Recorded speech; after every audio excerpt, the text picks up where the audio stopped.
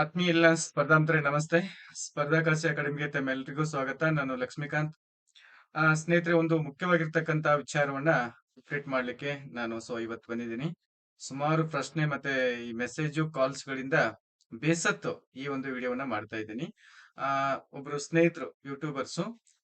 ಅವರು ಒಂದು unofficial news ಅನ್ನ ಅನೌನ್ಸ್ಮೆಂಟ್ ಮಾಡಿದ್ದಾರೆ ಒಳ ಮೀಸಲಾತಿಗೆ ಸಂಬಂಧಪಟ್ಟಂತೆ. ಆ ಯಾಕಂತ ಏನಾಗಿದೆ ಅಂತಂದ್ರೆ, ಇಲ್ಲಿ ಅವರು ಹೇಳಿರೋ ಪ್ರಕಾರ 2026ಕ್ಕೆ ಅಂದ್ರೆ ನೆಕ್ಸ್ಟ್ ಇಯರ್ಗೆ ಈ ಒಳ ಮೀಸಲಾತಿ ಕಂಪ್ಲೀಟ್ಲಿ ಮುಗಿಯತ್ತೆ. ಮುಗಿದ್ಮೇಲೆ ರಿಕ್ರೂಟ್ಮೆಂಟ್ ಅವಾಗ ಸ್ಟಾರ್ಟ್ ಆಗತ್ತೆ. ನೆಕ್ಸ್ಟ್ ಫೆಬ್ರವರಿ ನಂತರ ಏನಪ್ಪಾ ಹತ್ರ ರಿಕ್ರೂಟ್ಮೆಂಟ್ ಸ್ಟಾರ್ಟ್ ಆಗತ್ತೆ ಅಂತೇಳಿ ಒಂದು ವಿಡಿಯೋನ ಮಾಡಿದ್ದಾರೆ. ಅದು ಕಂಪ್ಲೀಟ್ಲಿ ನಾನು ಹೇಳಕ್ ಇಷ್ಟಪಡ್ತೀನಿ, ಕಂಪ್ಲೀಟ್ಲಿ ತಪ್ಪು. ಯಾವುದೇ ಅಫಿಷಿಯಲ್ ನ್ಯೂಸ್ ಅಲ್ಲ ಅದು. ಸ್ನೇಹಿತರೆ, ಅವರು ಏನಪ್ಪಾ ಅಂದ್ರೆ ನಮ್ಮ ಸ್ನೇಹಿತರೆ. ಬಟ್ ಯಾವ್ದೊಂದು ಇನ್ನು ಉದ್ದೇಶ ಇಟ್ಕೊಂಡು ಮಾಡಿದ್ರೋ ಗೊತ್ತಿಲ್ಲ ನನಗೆ. ಬಟ್ ಅದು ಅನ್ಅಫಿಷಿಯಲ್ ನ್ಯೂಸ್. ಯಾವುದೇ ಕಾರಣಕ್ಕೂ ಅಲ್ಲಿಯವರೆಗೆ ಹೋಗ್ಲಿಕ್ಕೆ ನೀವಲ್ಲ, ಬಹಳಷ್ಟು ಸಂಘಟನೆಗಳು ಏನಪ್ಪಾ ಅಂದ್ರೆ ಬಿಡೋದಿಲ್ಲ. ಇದನ್ನ ನಾವು ನೀವು ಎಲ್ಲರೂ ನೆನಪಿಟ್ಕೋಬೇಕಾಗಿರ್ತಕ್ಕಂಥದ್ದು. ಸರ್ಕಾರ ಉದ್ದೇಶಪೂರ್ವಕವಾಗಿ ಏನಾದ್ರೂ ಮುಂದೆ ತೆಗೆದುಕೊಂಡು ಹೋಗ್ತಾನಂದ್ರೂ ಸಹಿತ ಈಗ ಬಿಡುವಂತ ಪೊಸಿಷನ್ಗೆ ಯಾರು ಇಲ್ಲ. ಆಲ್ರೆಡಿ ಏನಪ್ಪಾ ಅಂದ್ರೆ ಸಾಕಷ್ಟು ವಿದ್ಯಾರ್ಥಿಗಳಿಗೆ, ಆಸ್ಪಿರೆಂಟ್ ಗಳಿಗೆ ಒಂದು ಬಹಳಷ್ಟು ಕಿರಿಕಿರಿಯಾಗಿ, ಬಹಳಷ್ಟು ನೋವಿನಲ್ಲಿ ಏನಪ್ಪಾ ಅಂದ್ರೆ ಎಲ್ಲ ಅಭ್ಯರ್ಥಿಗಳು ಇದ್ದಾರೆ. ಅದರಲ್ಲಿ ಮತ್ತೊಂದು ಏನಪ್ಪಾ ಅಂದ್ರೆ ಈ ರೀತಿ ನ್ಯೂಸ್ ಅನ್ನ ಕೇಳಿ ಸುಮಾರು ಕಾಲ್ ಪಿಕ್ ಮಾಡಕ್ಕಾಗಲ್ಲ, ಸೈಲೆಂಟ್ ಮಾಡಿ ಏನಪ್ಪಾ ಅಂದ್ರೆ ಇದನ್ನ ನಾನು ಆ ಇದನ್ನ ಅಪ್ಡೇಟ್ ಕೊಡ್ಲಿಕ್ಕೆ ಬಂದಿದ್ದೀನಿ. ಸ್ನೇಹಿತರೆ, ಈ ಒಂದು ತಿಂಗಳಲ್ಲಿ ಕರ್ನಾಟಕ ಇದೇನು ನಾಗಮೋಹನ್ ದಾಸ್ ವರದಿ ಏನಿದೆಯಲ್ಲ, ಇದು ಕಂಪ್ಲೀಟ್ಲಿ ಸಬ್ಮಿಟ್ ಆಗತ್ತೆ. ಯಾವ್ದೇ ರೀತಿ ಭಯ ಬೇಡ. ನಾನು ಇನ್ನೊಂದು ನಿಮ್ಗೆ ಆಶ್ವಾಸನೆ ಕೊಡ್ಲಿಕ್ಕೆ ಇಷ್ಟಪಡ್ತೀನಿ. ಈಗಾಗಲೇ ದಲಿತ ಸಂಘಟನೆಗಳು ಏನಿದೆ ಅವೆಲ್ಲ ಬಹಳಷ್ಟು ವರ್ಷಗಳಿಂದ ಅವರ ಒಂದು ಬೇಡಿಕೆ ಹೋರಾಟ ಇದೆ.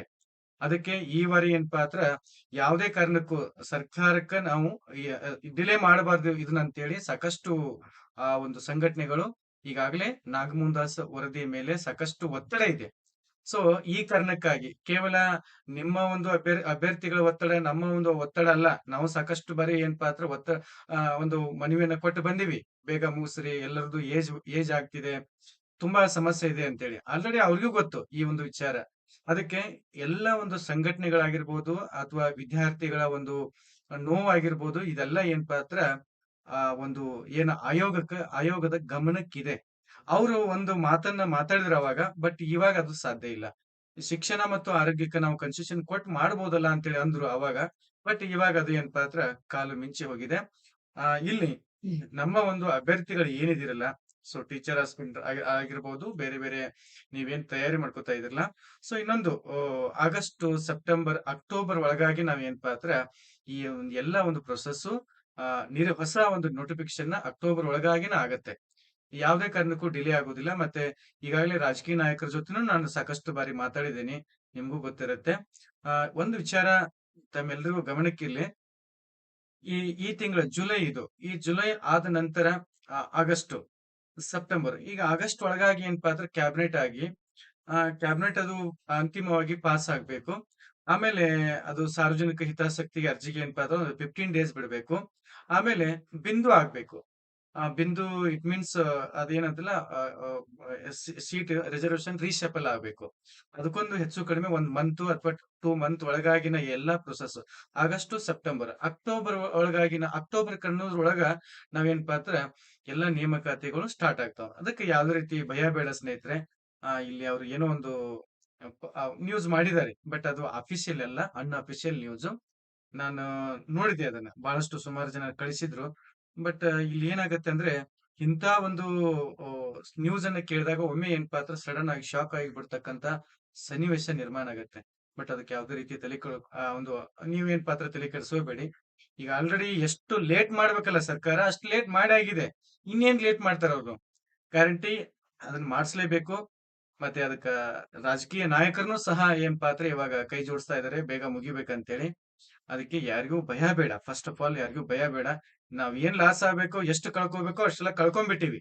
ಬಟ್ ಇನ್ನು ಅಂತಿಮವಾಗಿ ಏನಪ್ಪಾ ಅಂದ್ರೆ ನಮ್ದು ಒಂದು ಅಂತಿಮ ಘಟ್ಟ ಅಂತ ಹೇಳಿ ಕರಿತೀವಲ್ಲ, ಅಲ್ಲಿ ಬಂದ್ಬಿಟ್ಟಿವಿ.